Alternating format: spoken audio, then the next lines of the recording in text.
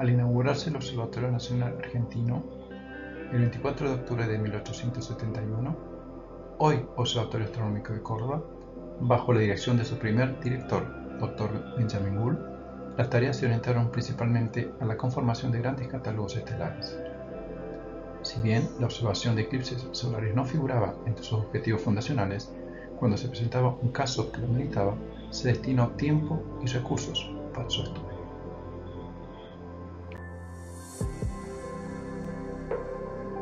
Un ejemplo de este proceder fue lo realizado en ocasión del eclipse total de Sol del 16 de abril de 1893, cuya sombra recorrió el norte argentino, el primero que se presentó desde la creación del observatorio.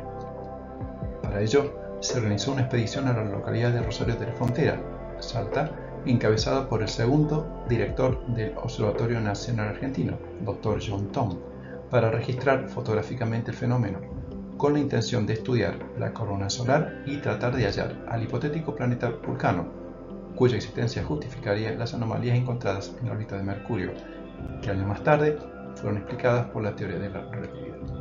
Lamentablemente, al momento del eclipse, el cielo estuvo nublado y no se pudo realizar lo planeado.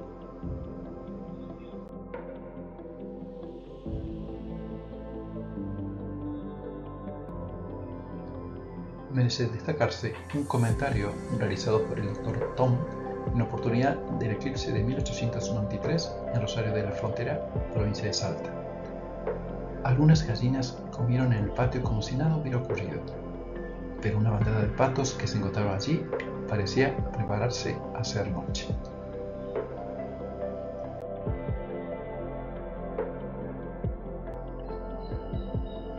Una nueva etapa. Al asumir en el año 1909 el Dr. Charles Dillon Perrin como tercer director del Observatorio Nacional Argentino, se propuso el estudio sistemático de los eclipses solares dada su amplia experiencia en la observación de los mismos como astrónomo del Observatorio de Lick de Estados Unidos. En 1910 se dispone conformar una expedición para la observación del eclipse que ocurriría en 1912 y sería visible en el sur de Brasil.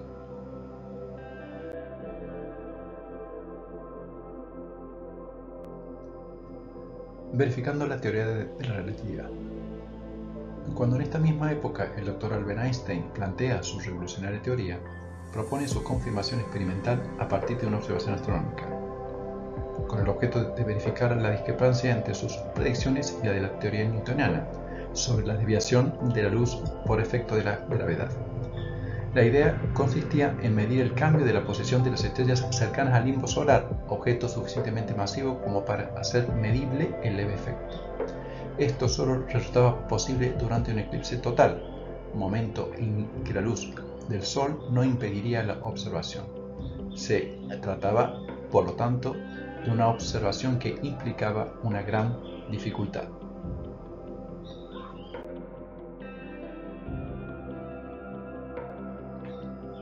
Las imágenes incluidas en esta exposición virtual son digitalizaciones de las placas y documentos pertenecientes al Museo del Observatorio Astronómico.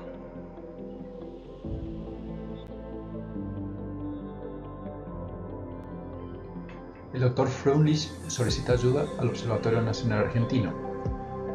Con el objeto de confirmar su teoría, el Dr. Einstein interesó al joven Dr. Erwin Friedrich del Observatorio Astronómico de Berlín para que lo ayudara con el trabajo.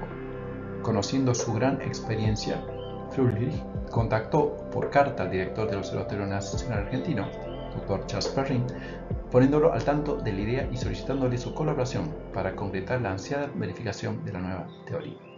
La misiva, fechada el 11 de septiembre de 1911, se atesora en el Museo Astronómico del Observatorio.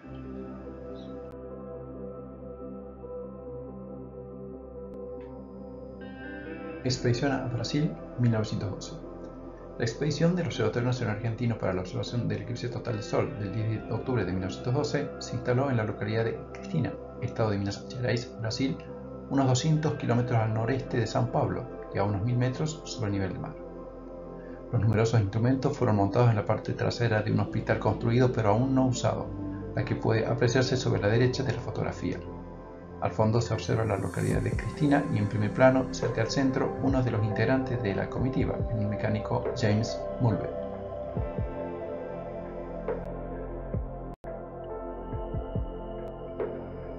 La imagen muestra el conjunto de telescopios, cámaras y espectrógrafos dispuestos para la observación. Apoyado sobre la pared del hospital se puede ver la gran cámara de 12 metros de distancia focal destinada al estudio de la corona solar. El tubo estaba construido por un armazón de madera recubierto de lona. A la izquierda, las dos cámaras gemelas que fueron específicamente diseñadas para obtener las fotografías para la verificación de la teoría de Einstein. La expedición argentina fue la única que tenía entre sus tareas esta verificación. Lamentablemente el día del eclipse llovió, por lo que ninguna de las numerosas comisiones organizadas por los más importantes observatorios del mundo pudo realizar las observaciones.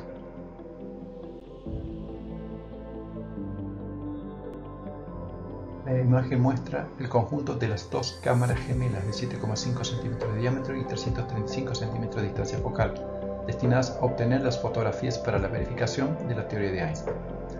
Contaban con un sencillo diafragma de tela. Todos los instrumentos fueron diseñados y construidos en el Observatorio Nacional Argentino, incluidos los sistemas de relojería.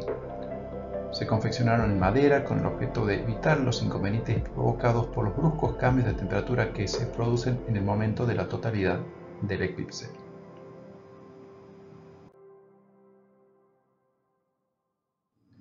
La fotografía muestra a los integrantes de la comitiva del Observatorio Nacional Argentino. Arriba a la izquierda, el director Dr. Charles Perrin, al medio, desde la izquierda, el fotógrafo Roberto Winter, el mecánico James Mulvey y el ayudante Enrique Chaudet. En el recuadro, arriba a la derecha, parado James Mulvey y sentado Roberto Winter.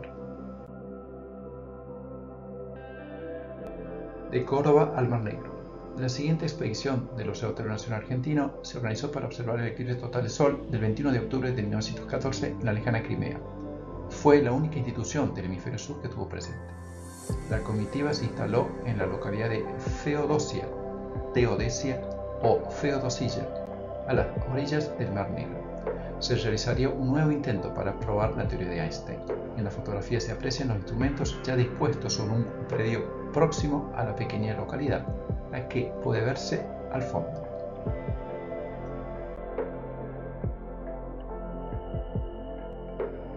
La fotografía muestra el conjunto de instrumentos instalados en Feodosia por la expedición del Observatorio Nacional Argentino. En el gran eje polar se encuentran instaladas dos cámaras para fotografía directa y tres cámaras con prismas objetivos para obtener distintos espectros a lo largo del fenómeno. Dado el reducido tiempo de totalidad, poco más de 2 minutos, se utilizaban simultáneamente varias cámaras, algunas duplicadas, para lograr el mayor número de fotografías posibles. La fotografía muestra el detalle de algunos de los instrumentos instalados en Feodosia, Ucrania. Se trata de distintas cámaras con prismas objetivos destinadas a obtener espectros de la corona solar. En primer plano se identifican los portaplaca fotográficos.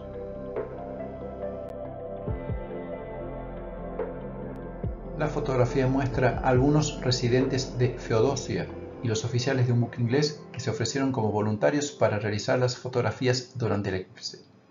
El buque en cuestión estaba cargado con granos pero impedido por las autoridades de partir debido a la gran guerra que se había desatado al momento de la llegada de la comitiva. Dado los elevados costos de traslado, solo viajaron el director, Dr. Charles Perrin, sentado cuarto desde la izquierda, y el mecánico James Mulvey, parado cuarto desde la izquierda. Al fondo, la gran cámara y las carpas que resguardaban los instrumentos y que servían como cuartos oscuros para revelar las fotografías. Otra fotografía junto a los voluntarios y astrónomos de otras expediciones. James Mulvey se ubica al fondo, primero a la derecha, el Dr. Perrin cuarto desde la derecha con saco blanco desabrochado. Según palabra de Perrin, 3 días antes del eclipse empezamos a ejercitarnos para que cada persona estuviera acostumbrada con las operaciones y pudiera de esta manera tomar el mayor número y las mejores fotografías posibles durante el eclipse. Esta práctica fue continuada todos los días, haciendo cada movimiento a un tiempo particular de 1 segundo, por un observador que no hacía otra cosa. Los detalles más exactos de las observaciones habían sido arreglados antes de llegar a Feodosia, hasta el segundo en que cada movimiento sería hecho por cada observador.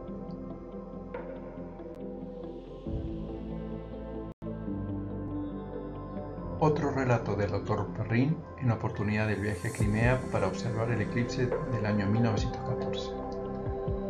Pasamos cerca del Golfo Tulén, donde vimos buques de guerra franceses ensayando. No tuvimos la menor sospecha entonces, y después que recibimos por medio del telégrafo sin hilo la noticia del asesinato del príncipe heredero de Austria, al acercarnos a la costa de África, que resultaría una conflagración europea, la más grande que haya registrado la historia, y que estos mismos buques estarían peleando dentro de un mes.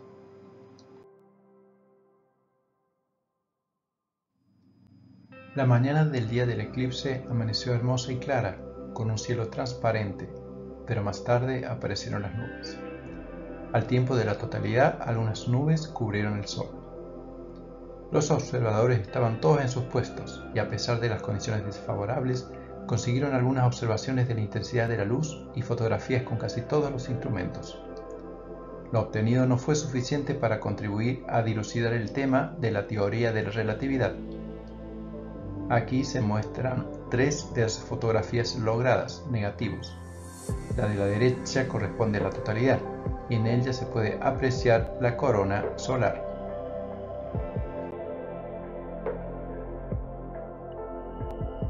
Expedición a Venezuela.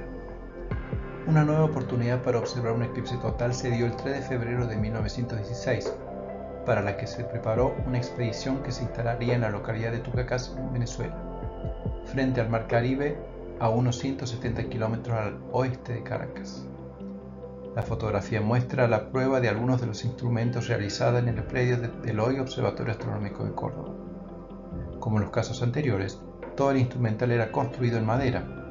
Las cámaras estaban montadas sobre un eje polar con un sistema de relojería que puede identificarse a la derecha, que permitía el seguimiento del Sol durante el eclipse.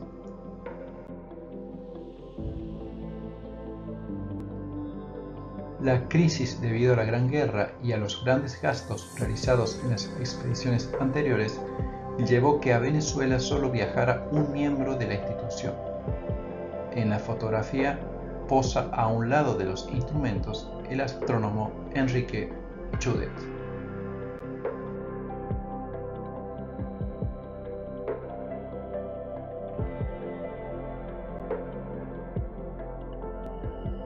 A pesar de las diversas dificultades que debió enfrentar, a las frecuentes lluvias y con poca ayuda, Enrique Chaudet logró montar los instrumentos en solo una semana. Fueron ubicados en el patio de la vivienda, que servía de oficina y alojamiento de los empleados de la gobernación.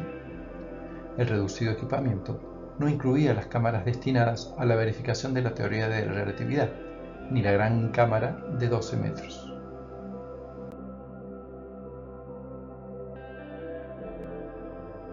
El solitario viajero del Observatorio Nacional Argentino recibió la colaboración de los empleados del gobierno y gente de la zona que actuaron de asistentes, conseguida sin dificultad, gracias al apoyo de los pobladores y el gobierno venezolano.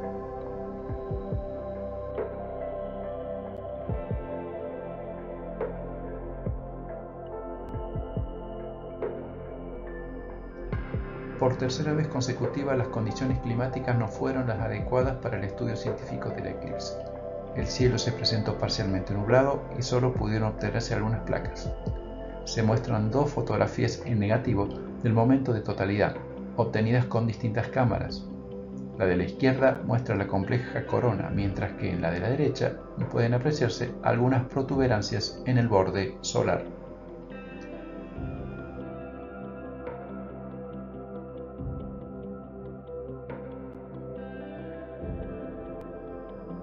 La oportunidad perdida. A pesar que el Observatorio Nacional Argentino planificó una expedición para la observación del eclipse total de Sol de 1919 en Sobral, Brasil, Los grandes gastos que demandaron las realizadas en 1912, 1914 y 1916, la crisis económica a consecuencia de la Gran Guerra y la baja en el presupuesto destinado al observatorio hicieron imposible concretarlo. El 29 de mayo de 1919, el cielo estuvo lo suficientemente despejado para que las comisiones inglesas instaladas en Sobral y la isla Príncipe, Sudáfrica, pudieran lograr fotografías con las que por primera vez se pudo confirmar una de las predicciones de la teoría de Einstein. Aquí se muestra una de las fotografías en negativo logradas en las que puede apreciarse, además de la corona solar, una enorme protuberancia. En el recuadro, un detalle de la protuberancia tomado de otra fotografía. Ambas imágenes son copias directas de las originales.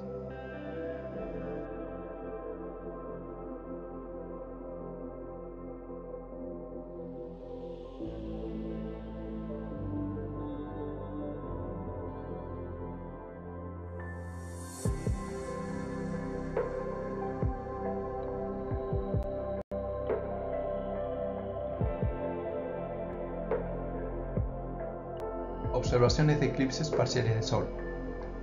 Hasta la jubilación del Dr. Perrin en 1936, luego de la expedición de Venezuela no se efectuaron nuevos estudios de eclipses solares. Posteriormente fueron realizadas observaciones de eclipses solares que se veían como parciales desde la ciudad de Córdoba, momentos en que el observatorio abría sus puertas para que el público general pudiera apreciar el fenómeno. A la izquierda de la fotografía, el entonces director del establecimiento, Dr. Enrique Gaviola, muestra a una persona interesada en el eclipse parcial de Sol ocurrido el 1 de octubre de 1940, utilizando un pequeño telescopio reflector diseñado y construido en la institución. A la derecha de la fotografía, dos fotos del eclipse logradas en Córdoba. En la parte inferior del disco se puede apreciar una pequeña mancha solar.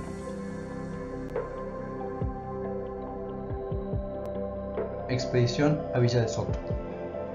En 1947 se presentó una nueva ocasión para observar un eclipse total de Sol en territorio argentino. Se planificaron dos expediciones, una se instalaría en la localidad de Villa de Soto, a 133 kilómetros de la ciudad de Córdoba. Los instrumentos fueron montados en el patio de la Hostería El Molino. El objetivo era colaborar con el Instituto Geodésico de Finlandia para establecer la distancia entre dos puntos de Sudamérica y África, por medio de la determinación exacta de los instantes de contacto. Se requería el empleo de una cámara filmadora diseñada especialmente para este fin, la que fue adquirida por el observatorio, y en la fotografía está ubicada sobre la mesa.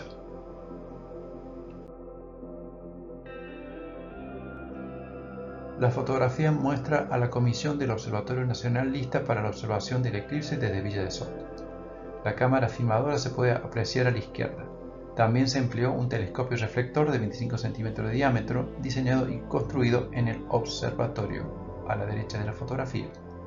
Los observadores fueron, de izquierda a derecha, el astrónomo Martín D'Artaillet, el ayudante Damián Canals Frau, luego cerebrefísico sentado, Pedro Díez Farga, asistente radiotelefónico honorario, y Ángel Gómara, jefe del taller mecánico.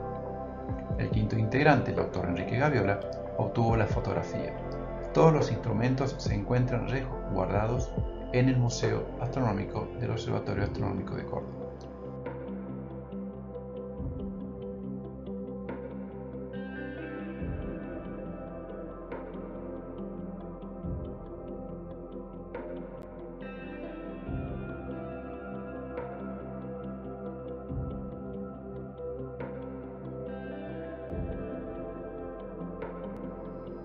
Expedición a Corrientes. La segunda expedición organizada por el Observatorio Astronómico de Córdoba para estudiar el eclipse total de Sol de 1947 se ubicó en La Rosera, Argentina, paraje Nueva Valencia, a unos 12 kilómetros al sur de la ciudad de Corrientes. Los instrumentos empleados fueron dos espectroscopios, uno mostrado a la derecha de la fotografía, un celóstato al medio y una cámara fotográfica de fuelle a la izquierda. Los responsables de la misión eran, desde la izquierda, el ayudante fotógrafo David Maglish, el óptico Dr. Ricardo Platzek y el ayudante Nicolás Hipólito.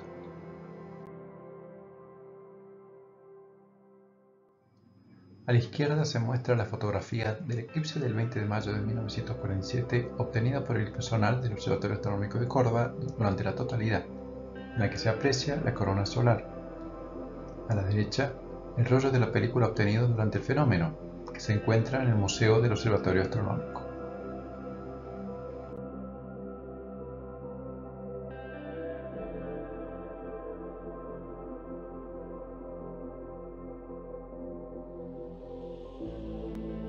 Para finalizar, una reflexión acerca de los eclipses totales de Sol realizada por el doctor Charles Perrin. Un eclipse total de Sol, visto en un cielo limpio y especialmente desde una altura, es un fenómeno que suspende a quien lo contempla en la más viva emoción.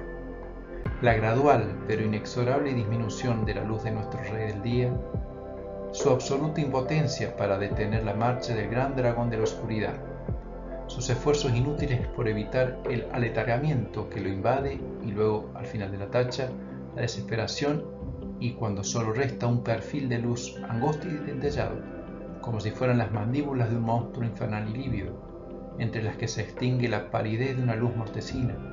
En un espiral último y anhelante se anuncia una culminación casi espiritual. ¿Y qué culminación? La corona, colgado entre el cielo y la tierra. Ese círculo de luz perlina, sol y luna, ambos borrados ante la audiencia de las estrellas, se revela un espectáculo sin igual en la experiencia terrestre. Sentimiento profundo de la vida, la verdadera esencia del vivir, el mundo plasma ante los ojos del hombre.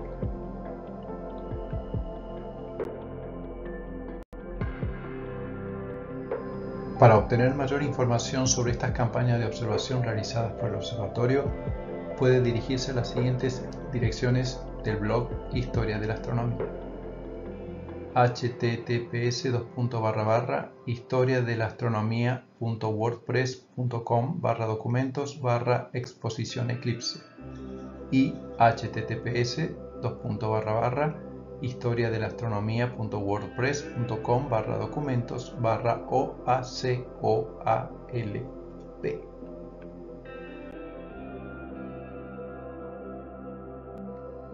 Bibliografía: Córdoba Estelar, de Edgardo Miniti y Santiago Polo Antonio, en su primera versión electrónica 2013. Se puede descargar libremente de la siguiente dirección: http://www.cordobaestelar.oac.uncor.edu. Texto y selección de fotografías: Santiago Polo Antonio. Diseño: David Merlo y Santiago Polo Antonio. Voz en off: David Merlo. Música: Eternal Garden de Dean Henning, bajo licencia de la Biblioteca de Audio de YouTube.